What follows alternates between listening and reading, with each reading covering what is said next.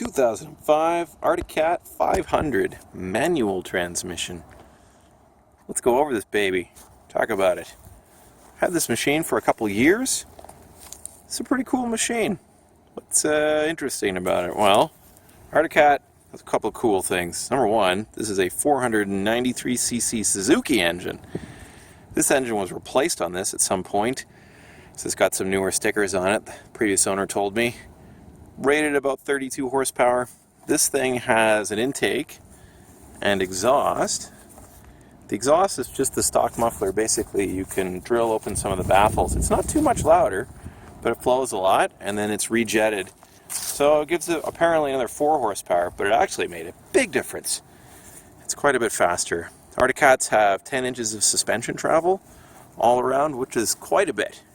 And this was during the time when all the ATVs were having height wars, ground clearance wars.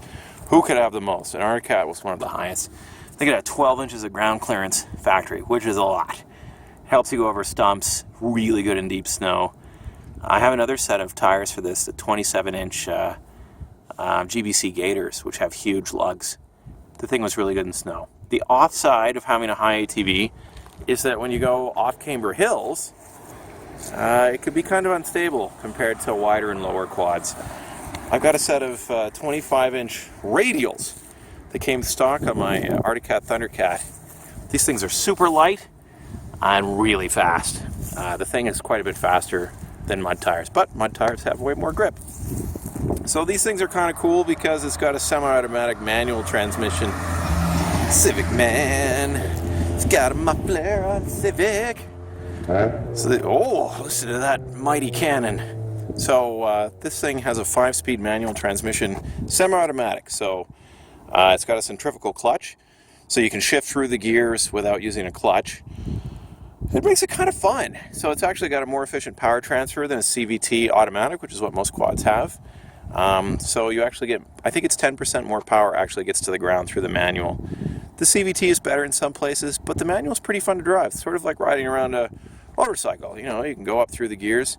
It's got low range, which makes it super low range. It's good for towing. Of course, this is 4-wheel drive. These things have fully locked diffs, so it's just locked rear. And then it's got a diff lock for the front and selectable 4-wheel drive on the handlebars. I've got heated grips on this baby, very nice to have. It has a pretty nice instrument cluster, which is actually exactly the same as the Suzuki.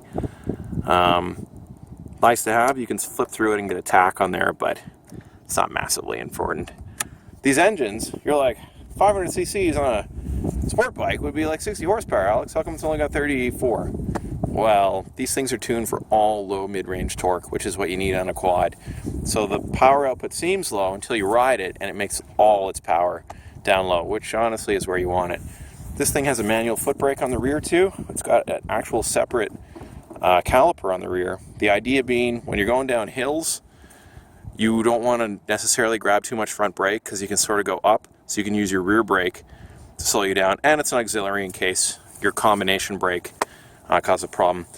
I just did a whole bunch of work on this thing, all brand new wheel bearings on the front, actual Koyo Japanese bearings, new ball joints, upper and lower, and the control arms on these things actually round out a bit, so when the ball joint doesn't fit, so I welded the inside to make more clearance and then press the joints in so they're completely solid. Also, this year had a problem with the bushings.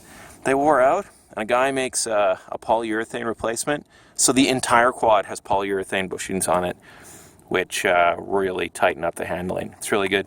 It's got a 3,000-pound sort of no-name winch, but it's got synthetic on it. And once you go synthetic cable, oh my God, there's no going back. I went back to a steel cable one. It's just hate. It's all prickly. You can get slivers. It doesn't wind up nicely. Synthetic is so nice. Winds up pretty. And you got to have a proper winch if you do, well, any kind of serious riding. You're going to get stuck. It's not, there's lots of quads are different. Arctic Cat, I like it. Has lots of neat features.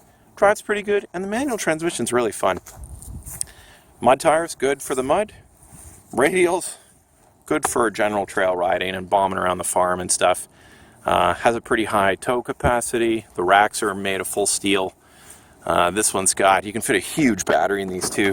This one has like the biggest battery you can fit. It's like a Honda Civic battery in it, which is awesome.